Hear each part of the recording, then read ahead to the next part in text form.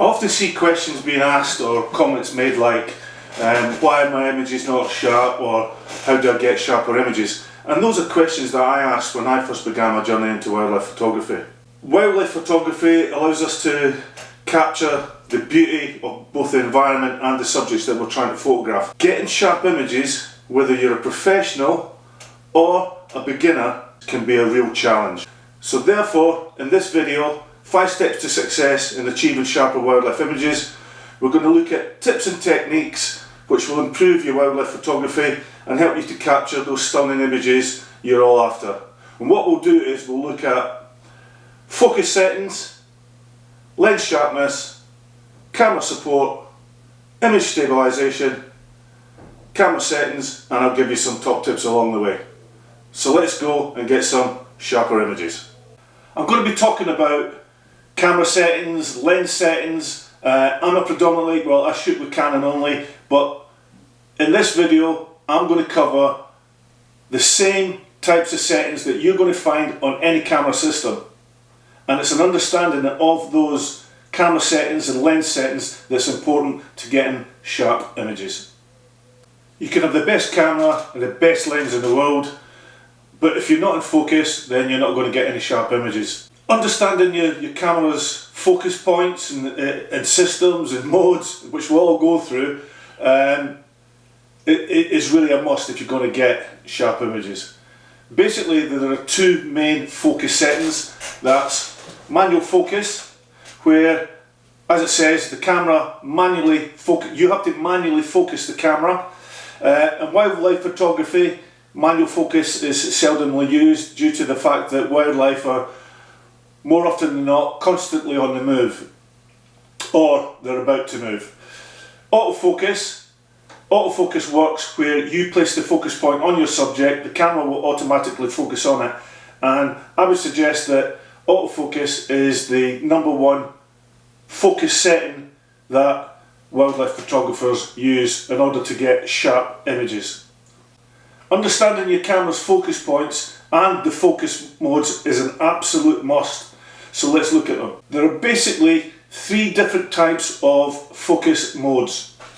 They are single point, cross type, and dynamic area. The best focus depends on the subject that you're photographing and how they're actually moving in their environment. Okay, so what we're going to do now is we're going to look at the different focus point types. And the first one we're going to look at is tracking.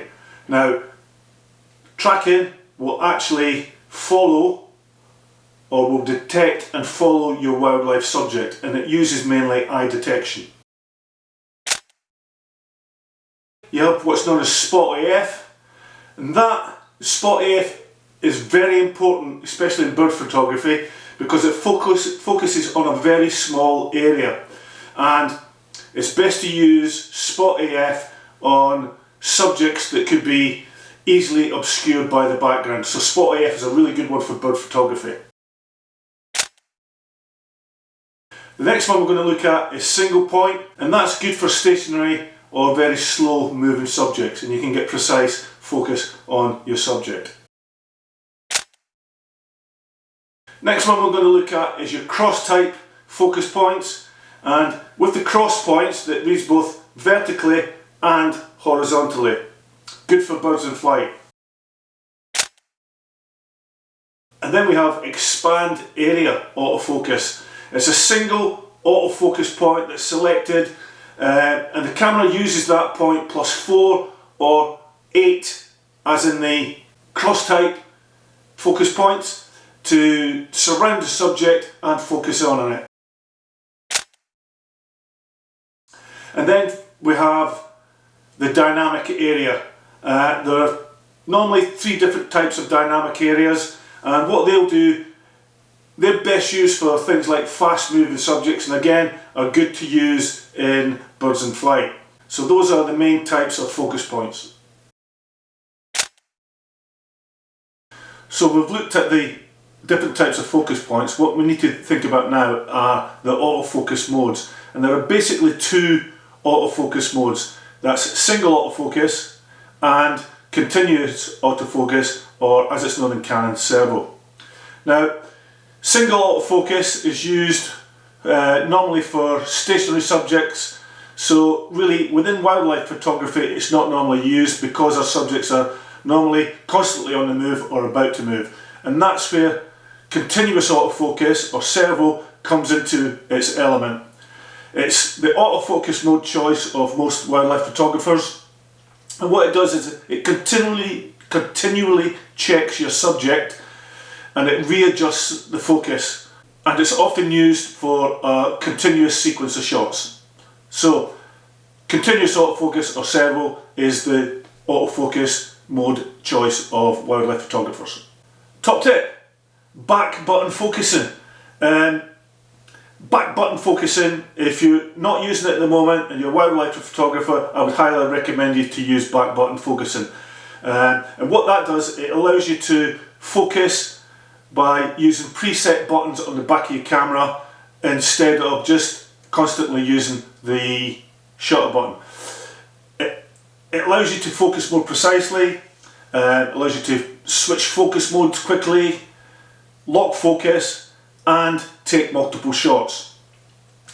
If you've never used it before, there are lots of videos out there on YouTube on how to set up your camera for back button focusing, and I highly recommend it to you. It's by far the best way to focus for wildlife photography, in my opinion, and the vast majority opinions of some of the top photographers around. Okay, moving on to step number 2. Step number 2 is all about lens sharpness, or finding out the sweet spot. Lenses have a setting which is known as a sweet spot, and that refers to the aperture value where your lens will be at its sharpness. Now, normally the rule of thumb is that the lens sharpest aperture is going to be about 2 to 3 stops closed down from the maximum aperture of the lens. So if you've got an f2.8 lens, your sweet spot is going to be around the f4, f5.6 mark. So you need to get your lens, take it out, take some test shots, and just see where your sweet spot or where your lens is sharpest. It really does make a difference. So if you don't know where it is, then you need to carry out some tests to find out where the sweet spot of your lens is. Top tip: shoot in RAW. Shooting in RAW offers you a much more dynamic range over JPEG files, and what that does, what a RAW file offers you more than a JPEG file, is you'll get higher quality images, the dynamic range provides you with more vibrant colours, and you also have full control over your image. So it's non-destructive editing, which means that if you make a mistake you can just go back to the beginning and start again. So if you're not shooting in RAW, have a look. It really does make a difference to getting a sharp image by shooting in RAW and then editing. Okay, I just want to take a little time out to give you a look forward to a project I'm working on this year in 2025.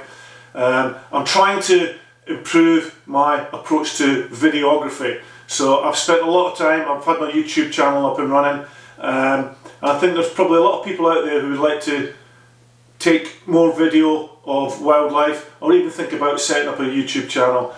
So I'm going to be doing a 3-part series which will be coming soon from Kevin Hatley Photography, which will give you an introduction into the world of video wildlife photography. And now back to the video. Okay, moving on to step 3, and we're going to look at camera support and how to support our lenses as well.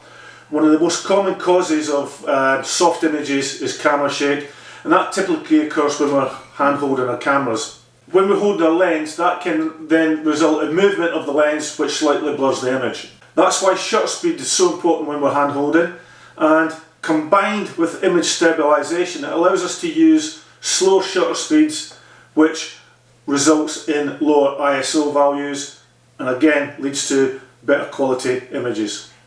Now, nothing prevents camera shake more or better than a tripod, especially for large lenses or large telephoto lenses in wildlife photography. If you combine a good tripod with a good gimbal or video head, that will provide you with a great platform to photograph wildlife. And I did a previous video on how to support your camera equipment, and I'll leave a link to that in the description below. Top tip: use a remote release. especially for fast moving subjects where you have to have a real good understanding of your subject's behaviour and be able to second guess what the next move is going to be. So therefore the use of a remote release can be very beneficial. I'm going to show you a very quick clip of a kingfisher, just to show you just how quick subjects can be. That's where the shutter release comes in. And I also did a previous video on how to photograph kingfishers. It's one of my most successful videos, and again I'll leave a link for that below.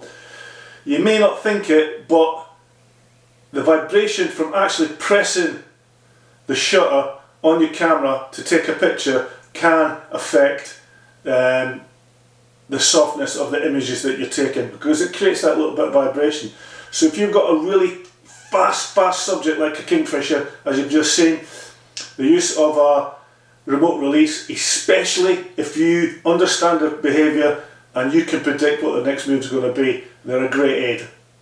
Moving on to the next step, step 4, it's all about camera settings. And we're going to look at the exposure settings to begin with. Each of your exposure settings that sits within that exposure triangle can affect your image sharpness in different ways. A lot of wildlife subjects move at high speed, so therefore we need a high shutter speed to be able to freeze the action of a subject. If you don't use a fast enough shutter speed, you could end up with a blurry image and soft images, and that's not what we want. On older type DSLR cameras, there was a rule of thumb which was known as reciprocal rule, which said that if you were hand holding, that you would set your shutter speed to be equal to the focal length of your lens. So if you were shooting with a 500mm long lens, then your minimum shutter speed should be 1/500th of a second. Today's modern mirrorless cameras, the technology within them, along with image stabilization, that allows us to be able to shoot at slow shutter speeds. Looking at aperture now, another way to increase your shutter speed is to open up your aperture as large as possible to achieve the correct shutter speed by letting in more light. Also remember that if you want to achieve a good soft background and soft foreground, then you're looking to open up your aperture as wide as possible. So aperture can affect the sharpness of your pictures as well. It's not just about shutter speed. And the final part of the exposure triangle that can affect the sharpness of your images is ISO. Ideally what we're trying to do or achieve here is to keep our ISO as low as possible so that we can maintain that image quality and reduce noise. However, wildlife photographers, the environment that we work in, we often find ourselves in low light conditions. Don't hesitate to increase your ISO if it means achieving a faster shutter speed in low light conditions to get the picture or the image that you're after. Today's post-processing software can significantly reduce the noise that high ISO can create. And again, I cover this in my video on basic editing for beginners. Top tip, to crop or not to crop is often a question that's asked. Quite simply, the more that you crop an image, the more dynamic range that you're going to lose, and you'll lose some of the sharpness in your image. Try and get your subject positioned in the frame and composed as best as you can. That should result in you more dynamic information that you can then use in your post-processing. So the more you get it right in camera, the better. So the final step, step number 5 in getting sharper images, is to do with post-processing. The simple fact is that nowadays with modern day cameras, mirrorless cameras, etc., post-processing is pretty much the normal thing to do.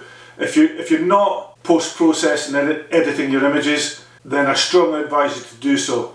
You will notice an immediate change in the sharpness of your pictures. It's an area when I first started out in wildlife photography that I struggled in, so I can quite clearly say that if I can do it, anybody can do it. And I've been doing it for a number of years now. And in fact, I did a video on editing and post-processing for beginners, and again I'll leave a link for that below. When it comes to software, I use Power Director for my video editing and Lightroom Classic for editing my images. Now you have to pay for those, but there are software packages out there that are free that you can use, So I'd advise you just to, again, go to YouTube. You'll be able to find them just to start out. And in fact, a lot of the software packages that you pay for, you get free trials with them as well. And again, I'd advise you to do that. Post-processing and editing is the way forward for you to get sharper images. Top tip, I call it the 3 P's: patience, perseverance and practice. Patience. As wildlife photographers out in the field, we are not in control. It's the wildlife that are in control, and we can't control the elements either. So you have to have a patient approach if you want to get that once in a lifetime shot and get your sharp images. Perseverance. There are certain types of shots that portray your subjects with the typical behaviour. One of them that I've been following certainly this year has been the great crested grebe, and trying to both photograph and video it carrying out the weed dance when the grebes pair up. Persevere at it and you'll get there. And finally, practice. Wildlife in motion are going to test your skills. You have to be ready to capture those moments when all of a sudden you've got a subject that's sitting still and the next thing it's off. So you've got to be prepared, and that's all to do with learning about animal behaviour and being able to predict what your subject's next move is going to be. As they say, practice makes perfect. Okay, what I want to do now is just leave you with some images, some of my favourite images that I believe are sharp, and I hope that you enjoy them.